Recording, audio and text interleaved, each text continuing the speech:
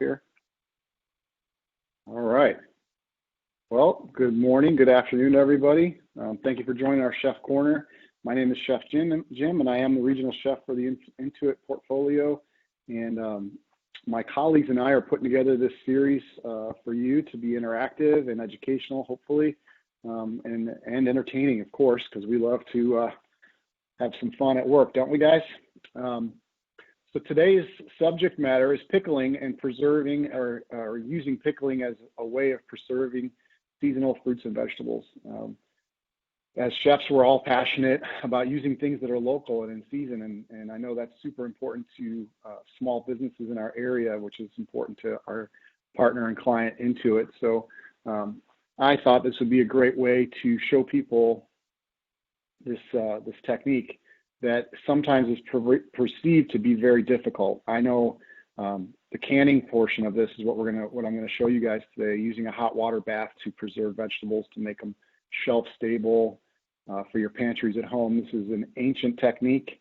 I learned about it by watching my grandmother do it, and then later my parents as well. Would always go to farmers markets in the summertime at the peak of season, and we would make all kinds of things from pickles with cucumbers to tomato sauce that would last us pretty much throughout the winter. I lived in a climate growing up that was very seasonal, Chicago, Illinois, so deep in the Midwest, very cold in the wintertime.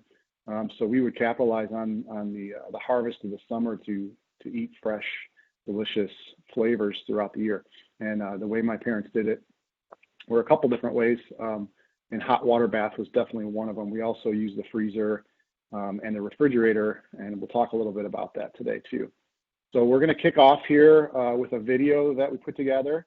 Very instructional, lots of details, but it is kind of quick. So as we're watching the video, if you have any questions, please again use the chat box, and we're going to open it up after the video is finished and have a little back and forth dialogue. Any questions or ideas, I will answer to the best of my knowledge. I have been pickling and using the hot water bath probably for about 15 years, mostly in my home life. Not something we really do in the cafes very often as far as hot water bath canning.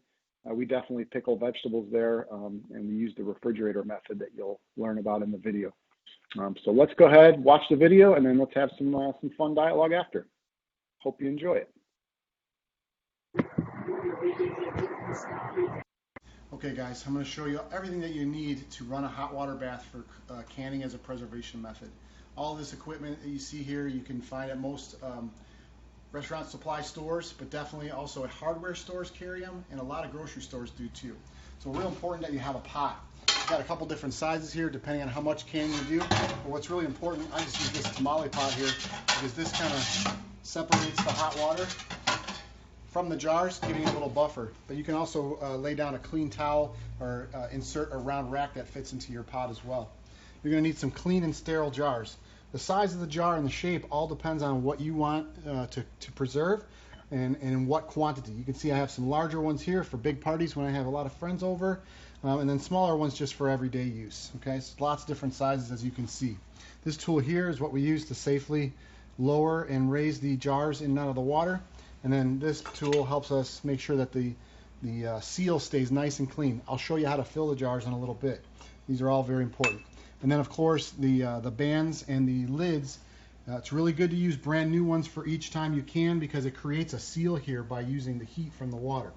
Okay, we'll talk a little bit more about the technique in a little bit, and that's all you really need to get started with canning and hot water for a minute. I'm sure every single one of you has a farmer's market in your area that opens up either year-round or seasonally. That's the best place to find fresh local produce and then preserve them for later use. You can do fruits, vegetables, all kinds of stuff, and if you're really good and you find out the right technique, you can even do meats and preserve cheeses this way too. So let's talk about this recipe today. I'm doing a classic taqueria style pickled jalapeno. If you take a look here, I've got some really nice fresh jalapenos. I'm going to add garlic and onion to that recipe. I've got some beautiful organic carrots and jicama. That's our favorite Mexican style pickle to make without all those vegetables in there, and I'll show you guys how to cut those and pack them in a little bit. But let's talk about the brine. So the brine can be all kinds of different flavors. All depends on what you're pickling. If you're doing cherries, for example, you might want to use a nice sweet wine as well as the vinegar. But for this recipe here, it's pretty straightforward. It calls for fruit vinegar. So I use apple cider, my favorite, because it's nice and neutral. I got a nice organic one here. But you can also use fancier vinegars if you want a nicer flavor. So this is a nice champagne vinegar that works really well. So it's usually 2 parts of the fruit vinegar and 1 part of a neutral vinegar, like a clear one here, or you can use the white wine one as well. A little dash of olive oil. Again, I like to use, you can use extra virgin, but I use a mild one. So again, not to mask the flavor of the vegetables. And then there's usually a bunch of spices. You can use fresh spices, fresh herbs rather, but I have some great dry ones that I just dried here out of my garden. So I'm using those today in my pickled jalapenos. So for this recipe, we need marjoram. This is thyme. Oh man, you should smell this. This came out of my garden before the spring, and I dried it in the dehydrator. And then the same thing with this oregano here. I cut back my oregano bush and actually hung it in the kitchen to dry, and then I got all the stems out of there and have a really nice hand-dried oregano. A little bit of allspice here. These some seeds that you can see. I'm going to crush those up a little bit. And then this is black pepper that I use my mortar and pestle to kind of grind down. It's always best and fresh to get the nice pepper flavor by grinding your own. But if you don't have that, you can totally use the stuff that's ground already. A little bit of kosher salt and bay leaf. Really simple. You basically take all these ingredients in the measurements from the recipe and you simmer it or you bring it to a boil, and then we'll talk about the importance of temperature during packing in just a few minutes. Let's talk about some very important subject matter here. That's temperature and time. Okay, the amount of time that you use the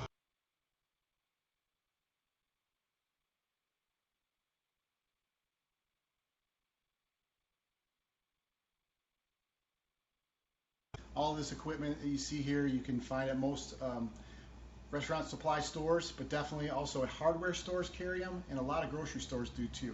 So real important that you have a pot. I've got a couple different sizes here depending on how much canning you do. But what's really important, I just use this tamale pot here because this kind of separates the hot water from the jars, giving it a little buffer. But you can also lay down a clean towel or insert a round rack that fits into your pot as well.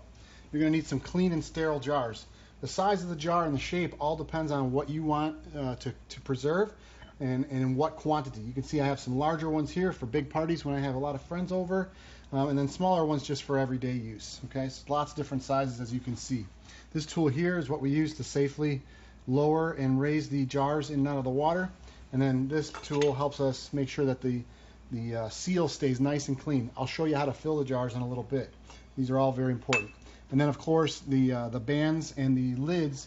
It's really good to use brand new ones for each time you can because it creates a seal here by using the heat from the water.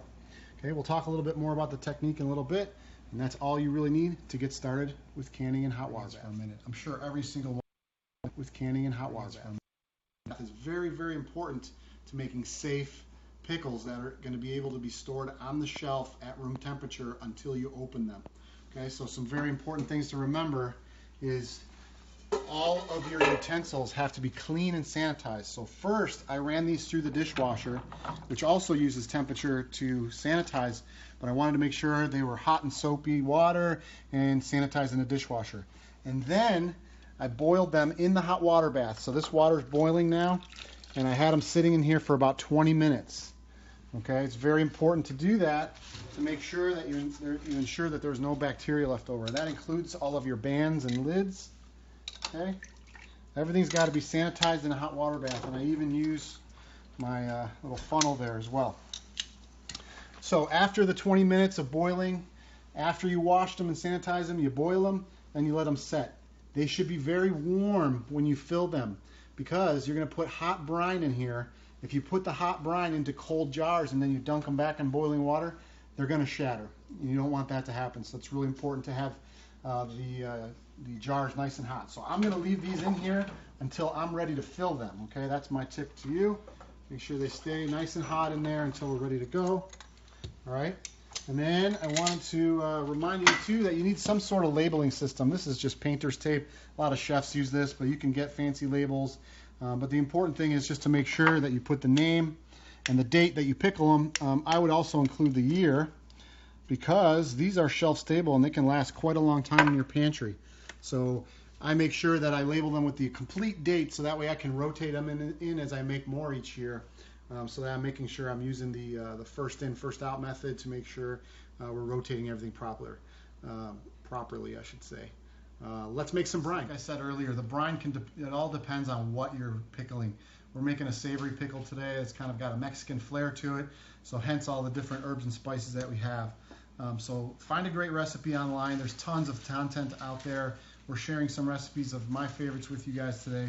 We're going to go ahead and measure this out. So I've got in the pot already about 6 cups of water, and to that I'm going to add 1 cup of a neutral vinegar. So I'm using just plain distilled vinegar here. All right. The reason why you want to measure everything out, guys, is so that it's consistent. Every time you make it, it'll taste the same. So if you get a great measured recipe from your grandma and you want to recreate grandma's pickle recipe, it's really important to follow the measurements. Now I need 2 cups of a fruit vinegar. So again, I'm using this wonderful organic apple cider vinegar. A little short on that bottle, but I got more. Okay. So I need 2 cups of this. So we got 1 cup, 2 cups. All right, there we go. Put that off to the side. Just going down my trusty little recipe here. I need a 1/2 cup of neutral vegetable oil. So again, I like to use olive oil. So this is a nice light medium olive oil. Okay, it's going to give it that nice shine that you're familiar with seeing when you go to the taqueria and you grab those pickled jalapenos and carrots right there. All right. Next we have bay leaves. So I'm putting 6 or 7 bay leaf. I'm going to try and distribute them evenly to all of the jars so that there's a little garnish hanging out in the jar as well. Great flavor and has antiseptic properties. That's why we love bay leaf. And then marjoram. Nice herb here we have. So that calls for about half a tablespoon. Gonna be generous with that. And then thyme calls for 1 tablespoon. There's thyme right there. Again, gonna be generous. You can use whole fresh thyme if you have it. Again, this is stuff that I dehydrated out of my garden, so I'm very proud to use it. And man, it smells good. Oregano, same thing, one heaping tablespoon. All right. And then we call it the black pepper. So again, you want a fresh grind, and whether you use your pepper grinder, I got a trusty little mortar and pestle here. I'm gonna go in with that. And then it calls for about 12 or 15 allspice seeds. So I'm just gonna put that in there and give them a little quick smash. Make sure we get to wake up all those wonderful flavors from that. Go right in.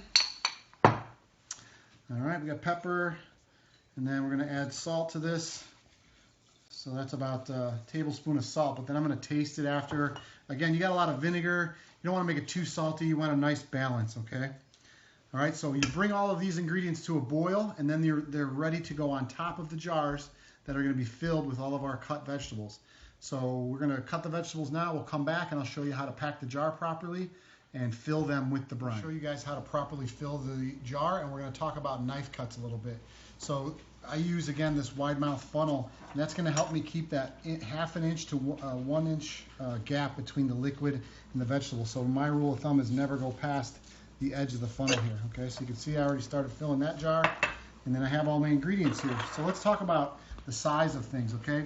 This is pickled jalapenos, so you're going to cut your fruits and vegetables any way that you like. But just keep in mind, the thicker that they are, the longer they're going to take, because you're actually cooking the vegetables in the jar during the hot water bath process. These are raw, uncooked vegetables. Some vegetables you can blanch first and do it, but don't forget, especially with green vegetables and herbs, you're going to cook them in the water bath for 10 or so minutes in hot brine. They're going to turn a dark color. All right, so I'm going to leave mine fresh right now.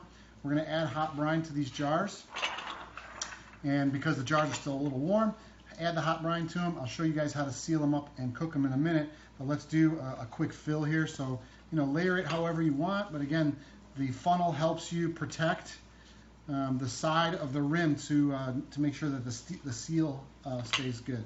So I'm just putting a little bit of everything in here. Okay, and you can pack it down a little bit, so it's totally okay to smash it in there a little bit. All right, I'm going to add some more jicama. This is jicama and carrot, all traditional things that you would find in the taqueria in their tabletop pickles. All right, a little bit of garlic.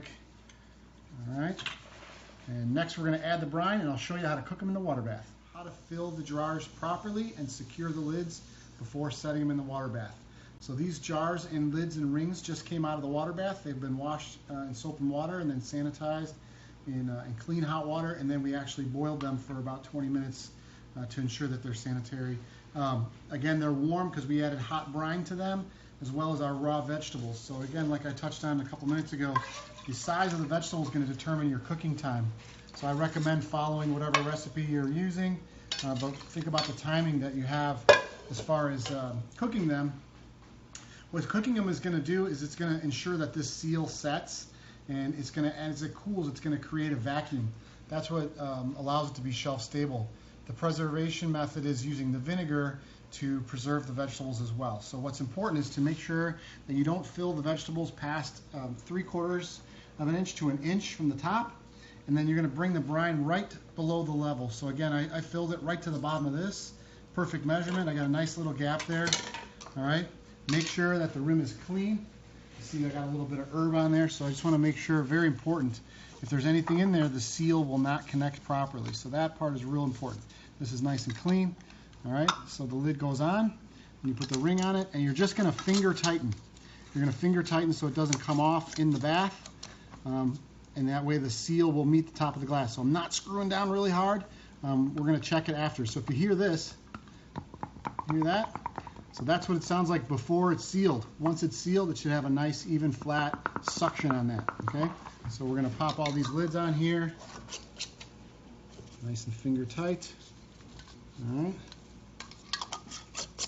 And then we'll come right back and I'll show you guys how to put them into the water bath, and we'll start our time. We're about to set our pickled jalapenos into our water bath. So we got them nice and secure like that. So what's important about the water is that it's boiling, okay? And you should have enough water to cover the jars by at least an inch. So we're going to use our little canning tongs here. And again, we preheated the jars and the liquid, so that way the glass will not shock and break inside. That definitely happens, so you got to make sure you're working with hot jars. So you got to move a little quick. As you can tell, they're not super hot, like I can still touch them, but they're not going to crack in there. And then the other important part is I have that separation, or rack if you will, at the bottom, so that way the heat is not directly hitting the jars and won't disrupt the glass or cause any vibrations because of the heat. All right, so I got way more than an inch of water over covering these, which is perfect. All right, so that's it. As you can see, they're all inside. They're well submerged. The water is nice and boiling. I'm going to go ahead and cover it. And because of the thickness of my vegetables, I'm going to set a timer for 15 minutes, and we'll come back and check them. So after the 15 minutes, they come out. Actually, they stay in there for 5 more minutes. You turn off the heat, you let them sit in the hot water, and then we take them out and we let them rest for 12 hours. So let's wait for our timer, and then we'll come back and wrap it up. It's been 15 minutes at a boil with the cover on, submerging our pickle jars. I turned off the heat about 5 minutes ago, let them set, and then I start pulling them out. So this is what they look like when they come out. All right, we're using our trusty pickling tongs here. You lift it up, there's hot water on there so you can tilt it. These tongs are specially designed to help do this safely. Okay. You know that? Ooh, did you hear that pop? We'll talk about the pop in a second here, but that's a very important sound in canning. Okay. So how do I know when these are ready? These are going to sit out for 12 hours, okay, overnight. And what's going to happen is when the brine cools, it's going to create a suction, and because the rubber on the seal is soft, it's going to create a seal around there, and they should be shelf stable. But you can take a look at how beautiful these are. Look at the color on there. They're really hot. All right, look at the color. All the flavors are going to continue cooking together. They're going to join and marry and make something really harmonious and beautiful. So if you listen for that pop that we heard a minute ago, okay? I'm pressing on the lid. You don't want to go crazy with this right now, but in an hour or two, all of these should suck in. But I wanted to show you guys what the lid looks like when it's properly sealed. So these here have not been canned, okay? So listen. Okay, that means the seal didn't happen. That's bad when it comes to shelf-stable type stuff. But this one, you heard it pop already. So that one has already set. So we're going to let these out tonight. Let them sit. And the way you finish them off is you're going to take a little damp towel and you're just going to wipe the tops because it gets a little like white film on there from the water. It's just from the water, no big deal. So I just wipe them off. All right, and then tomorrow when they're cool, I use my labeling system and make sure I put the full date and the name on there Then I can store them in the shelf. Now I know you're saying, oh boy, that was easy, but I don't have all the tools and all that. Well, guess what? There is something called a refrigerator pickle, to where you don't need to use the hot water bath. These here are refrigerator pickles, okay? I had some pickle brine left over from another project I was doing. I had some jalapenos, so I heated up the brine. I put the jalapenos in a jar and I sealed it, labeled it, and I put it in my refrigerator. You can see the date on there. This was several weeks ago. All right. These will keep in the vinegar for a long time. I remember my mom used to make these all the time. This is one of my favorites, pickled red onions. It's with red wine vinegar and red wine. You put these in your refrigerator, and again, these aren't sealed, they're not canned, they're just preserved in the vinegar in my refrigerator at all times. You take these out, you chop them up, you put them on a salad, put them on a sandwich in the middle of the day. Outstanding, really great for cheese boards and charcuterie as well. So you don't have to necessarily go through the whole entire process if you're just going to make one jar of pickles. Use the refrigerator method. And then I had some leftover brine here. Okay, I filled up all my jars, I used up all my vegetables. I'm going to save this brine. It's just vinegar and water and spices, so I'm going to put it in the fridge in case I want to make another pickle. Sometimes I have green beans that are, I don't need all of them or whatever. You just heat this brine up, you stuff a jar with the green beans, you put the brine back on top, put them in the refrigerator. That's called a quick or refrigerator pickle. So that's a whole nother tip for you too. So I hope you enjoyed all this information. I look forward to answering any questions you guys might have.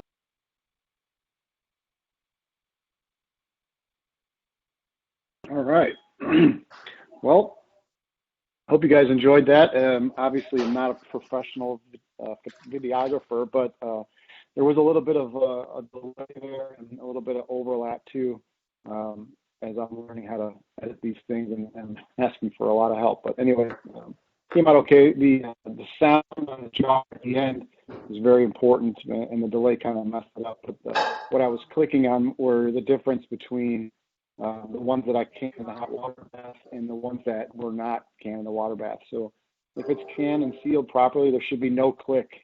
But if it's clicking or popping, then that means the seal didn't take or it hasn't been canned at all. So just wanted to clarify with that. So another quick, very important thing to start off our QA part of this is revolving around safety. It's very important to make sure that you're cleaning your vegetables properly and that all your tools are safe and sanitary. Because if you seal in any kind of bacteria or leave anything growing and then seal it in there, if it's not sealed properly, it will get oxygen and continue to grow and can be very, very bad. So, hopefully this helped, take away some of the mystery behind the hot water bath canning. But there's so much material online and recipes and tips that you can use to try this out at home. So keep safety in mind. It's very important. So let's open up the floor to any questions, anybody. Thank you all for joining, and we'll check the chat. But if anybody, I think we're all off of mute. If anybody wants to jump in and ask questions, please do. What is your basic pickling ratio? Water, salt, vinegar, sugar? Basic ratio. So I do usually 2 parts of the flavored vinegar, whatever vinegar I'm using. This recipe that we just saw called for a fruit vinegar. So that would be plum or apple cider or anything like that. There's pear vinegar out there. So it's usually 2 parts of a flavored vinegar and then 1 part of a neutral vinegar. So I just use plain white vinegar. So it's basically 3 cups of vinegar to 6 cups of water. Okay, so that's the acid ratio that I kind of live by. As far as salt goes, I do measure it, and I know I kind of messed up in the video and didn't use a measuring tool, but I definitely heat the brine up and then taste it to see, because my goal is to have a nice balance between sour or the acid and then sweet.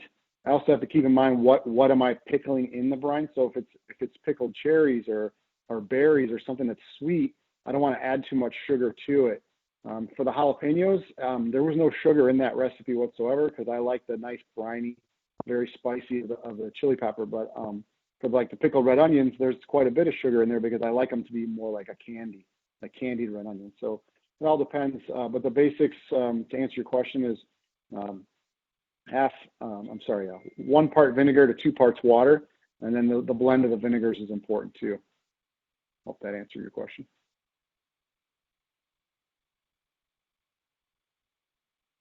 Anybody else have any questions? I've got one in the chat box here. What about quick pickle for a dinner accompaniment? Well, yes, absolutely. You can eat pickles at any time of day. There's some parts of the world that's a traditional breakfast for them is to eat pickled fish, actually. But yeah, I laugh because it's not in our culture very, very frequently. But pickles are a great way to accent foods. When I talk about healthy seasoning for foods, people are conscious about using butter and salt in their diet a lot nowadays. So I always recommend using acid as a flavor enhancer. So adding citrus zest to a salad, adding some chopped up pickles to a salad. You're not going to use as much salt or salad dressing if you use those in your dish as an accent.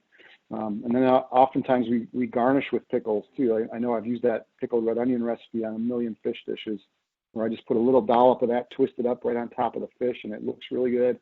And then when you eat it and you get a bite of it, it really cuts the fat on your palate.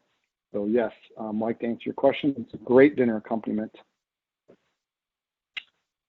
And then I see Noel. Hi, Noel. I heard the lids shouldn't be heated before sealing the jar in water above 150 degrees.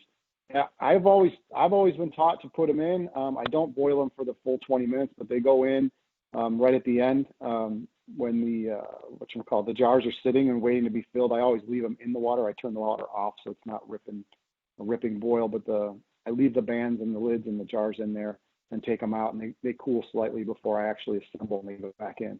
So if you've heard that, I'm not saying it's wrong. This is just the way I was taught, and I learned how to do it. And I imagine if you heat them up too much that it could actually change the rubber, but I've never had any issues doing it, the technique that I showed you guys.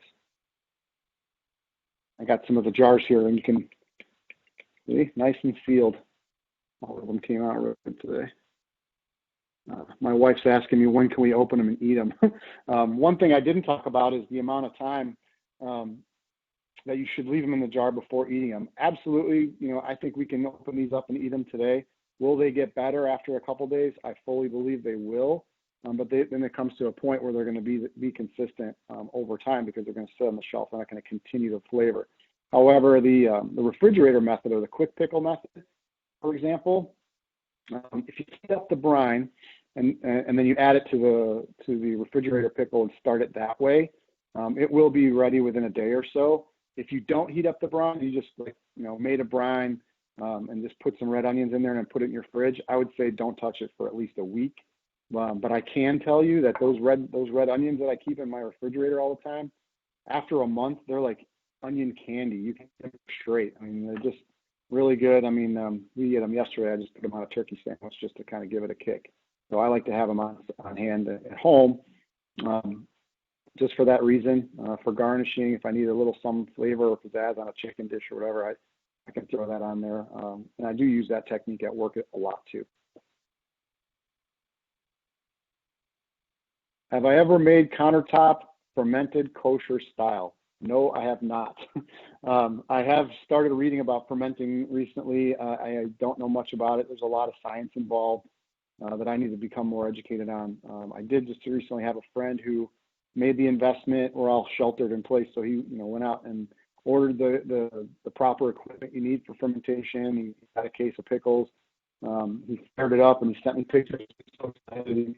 Like a week later or 5 days later, there was an off aroma coming from the jar, and when he opened it up, they were all destroyed. Something went wrong in the fermentation process, and he lost the whole thing. So I want to learn a little bit more about it. Maybe watch some YouTube videos or something, get some education on it.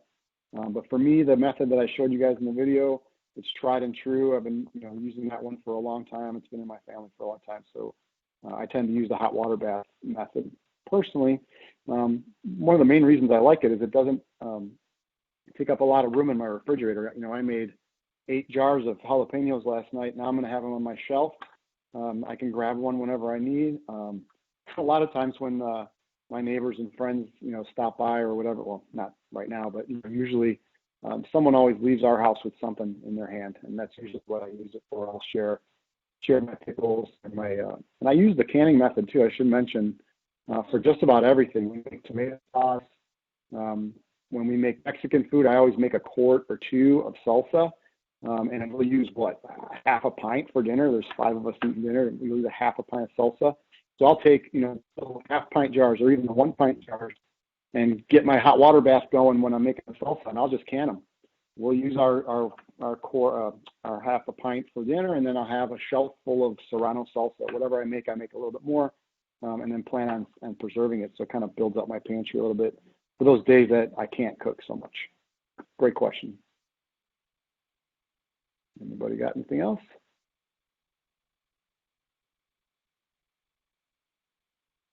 No?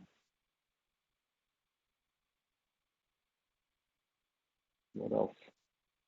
Different flavors. Yeah, I mean, I have done fruit in the past. One of my favorites is doing peaches when they're in season, because who didn't like canned peaches when they were a kid? At least in my house, I did. So I'd rather make them myself, so I know exactly what's in there and know where they came from. So I like to do fruit when it's in season. And how do you find that stuff? I mean, if you have a good local grocery store, they usually carry a lot of local products. And obviously, farmers markets when full swing is a great place to do that.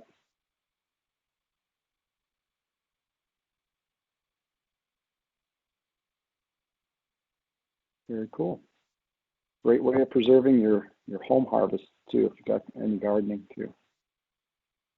All right, I think that's our time, guys. If no one else has any questions, I think we can say adieu for now.